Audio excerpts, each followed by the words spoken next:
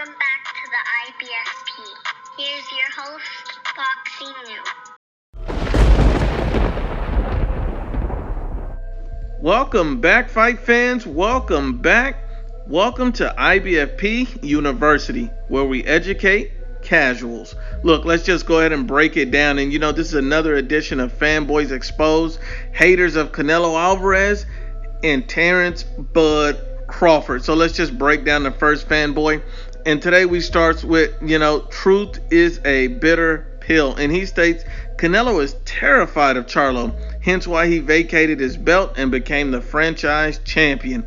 And so, we're just going to break this down. All the facts are out there. And Canelo Alvarez never vacated his belt.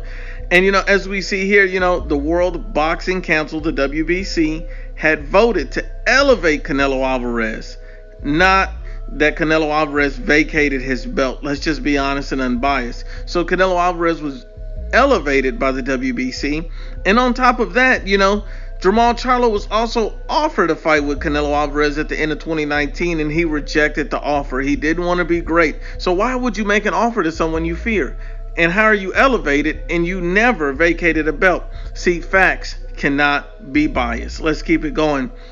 And the next fanboy we have here, and his name is Michael Atkins. And Michael Atkins states, Spence is great and famous. So you're saying Crawford is playing catch up? Spence fighting the top welterweights? Who is Crawford going to fight? And what about Canelo? Who is he going to fight next? Your point is invalid because he never missed weight. Spence can beat all the fighters the same way he did your boy Mikey. So look, let's just break it down from Michael Atkins. And I respect Michael Atkins for giving his opinion, but it's a biased and flawed opinion.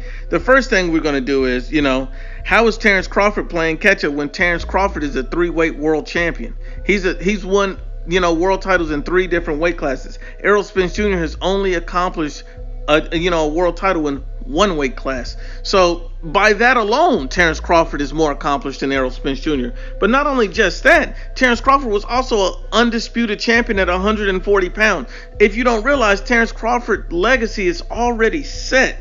Beating Errol Spence and fighting him is only adding to it. Errol Spence Jr. is far from accomplished what Terence Crawford has. See, I think the problem with fanboys is you think the only division that counts is the one he's currently fighting in. His entire career must be counted. We got to be honest and unbiased. In regards to your weight comment, at the end of the day, a fighter can be undisciplined even if he doesn't actually miss weight.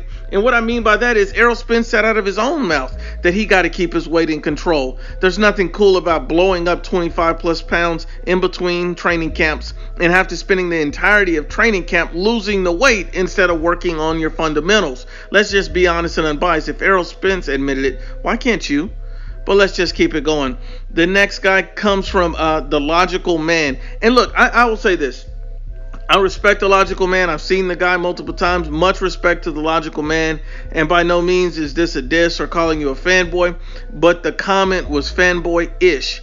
And so our job is to expose these comments and just keep it 100% accurate. And he states, Canelo Alvarez had over 30 fights and y'all called him a baby when Mayweather beat him. So we got to keep the same energy with Deontay Wilder having over 30 fights and not fighting Vladimir Klitschko. So look, let's just break it down for him and be honest and unbiased. So it's not the amount of fights that you have solely makes you inexperienced or ready for a fighter. And I'll give you the perfect example to pretty much highlight my point. Jaime Munguia right now has 35 wins and 28 knockouts. But he's 23 years old, nowhere near the prime of his career. So would you say that Jaime Munguia is ready for Canelo Alvarez because he has 35 fights? Absolutely not. Only a casual would say that. Look, let's just be honest and unbiased. Deontay Wilder, when he fought Bermane Stiverne, Deontay Wilder was 29 years old. Right at his prime. The man was in the prime of his career at 29 years old when he fought Bermane Stiverne when he won the world title. So he was basically on the brink of 30 when he could have unified with Klitschko. So that's far away from Canelo Alvarez being 23 years old, having the best name on his resume, arguably Austin Trout. That doesn't make you ready for the best fighter in pretty much the past generation. It simply doesn't. And at 23 years old, you're nowhere near the fighter you are at 29 years old. We just got to be honest and unbiased. We always got to dig deeper and just be honest about it. The next one comes from Damu Richardson, and he states, you claim Bud backed up his statement by saying what? Just talk. Spence said the same thing, so what's the difference? Oh, just talk. Spence has already had 2 major belts fighting. Bud wouldn't make him undisputed, so what are you talking about? Who is Bud beaten? So look, let's just go ahead and break this down. So who is Bud beaten? These are just statements by Bud Crawford. Spence already has 2 major belts, and fighting Terence Crawford wouldn't make him undisputed. I don't think you understand. Terence Crawford was never Errol Spence Jr.'s preference, and I can highlight that by simply saying that Errol Spence, out of his own mouth, says that he prefers Shawn Porter and Keith Thurman over Terence Crawford. Those are his words. He even stated that he would prefer an easy road and take on Shawn Porter and unify with him over Terence Crawford. And you're right, fighting Terence Crawford alone will not make him undisputed. You're absolutely right. But the problem with your statement is bias, because what you don't realize is you need Terence Crawford's belt to become undisputed. So that's what you're missing here. If you don't fight Terence Crawford, you can't become undisputed. And that was the end goal for Errol Spence, according to his moniker, Strap Season. Let's just be honest and unbiased. And then let's also be honest and unbiased. How is Terence Crawford fighting his leftovers and trying to line those guys up when at the end of the day, Errol Spence Jr. was trying to fight Danny Garcia for no belt and avoiding Terence Crawford for a belt? He was eager to fight Shawn Porter, and you could call that Keith Thurman's leftovers. You could call Danny Garcia Keith Thurman's leftovers. But yet, Errol Spence has shown no interest in fighting Terence Crawford. Let's just be honest and unbiased. This guy is healthy before a car crash, just unified with Porter, and wants to take on Danny Garcia instead of Terence Crawford for no belt. Is that strap season? And he couldn't stop Mikey Garcia. Is that man down? Let's just be honest and unbiased. And we all know that Errol Spence doesn't want this fight, according to his own camp, his own trainer, stating there's no money in a Terence Crawford fight. Look, let's just be honest and unbiased. Errol Spence wants no smoke with Terence Bud Crawford. And the next one comes from Sam Blasin, and he says Canelo is the most protected fighter in boxing today. He's avoided all the top dogs at 160 pounds and 168. He's only willing to fight the weakest links.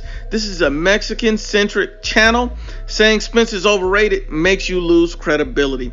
So, look, Sam, with all due respect, you are the casual of the month, and let's just expose your comment for what it is. So the first thing you said that was inaccurate is that Canelo Alvarez avoided all of the top fighters at 160. And you know what? That's factually incorrect. The best fighter at 160, which he fought twice, was Gennady Golovkin, and has signed up for a 3rd fight. So how has he avoided all the top fighters at 160? Are you talking about Charlo, who's never proven his abilities? Are you talking about Demetrius Andrade, who's never proven his abilities? What are we talking about here? We're talking about the best at 160. Those were your words. So if it's the best at 160 and he's fought Gennady Golovkin twice and is aiming to fight him in a trilogy, he's already fought the best. And not on top of that, who's the second best? Daniel the Miracle Man Jacobs, in which he fought him in a unification bout and beat him via unanimous decision. So he's fought the 2 best, most proven fighters at 160 pounds, and you're still saying that we're biased? It sounds like you're biased. You need to be honest.